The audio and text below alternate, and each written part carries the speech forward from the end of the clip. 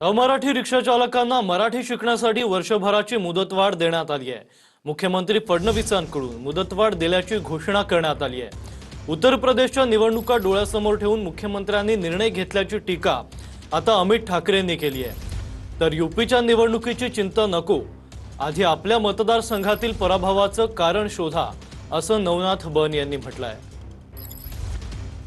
इलेक्शनसाठी हा वाद पेटवला चाललाय, कारण तुम्हाला कुठेतरी कळतंय तुमच्या हातातनं सत्ता निघते, त्याच्यामुळे हे सगळं पेटवलं जातं, आपल्यात भांडणं लावली जात आहेत।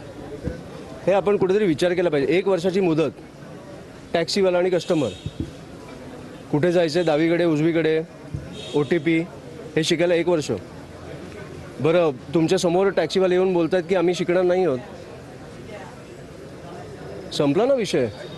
की तुम्ही 1 वर्ष देऊन पण तुम्ही 1 वर्षात काय त्यांचं हे घेणार आहात का, की काय तुम्ही काय शिकवणार आहात त्यांना, ज्यांना शिकायचंच नाहीये। तुमच्या पक्षामध्ये तुमच्या मनसेचे प्रमुख घरात बसतात आणि इतर विभाग वाऱ्यावर सोडतात, हा तुमचा इतिहास आहे।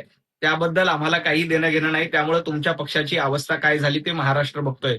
मराठी भाषेची सक्ती महाराष्ट्रामध्ये आहे आणि आज मुख्यमंत्र्यांनी योग्य निर्णय घेतलाय।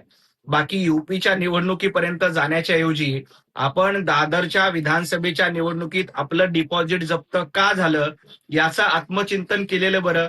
बाकीची यूपीची निवडणूक बघायला इतर नेते सक्षम आहेत, आधी आपल्या दादर मधलं डिपॉझिट जप्त का झालं याचं चिंतन, आत्मचिंतन अमित ठाकरेंनी करावं आणि मग मुख्यमंत्र्यांना सल्ला द्यावा।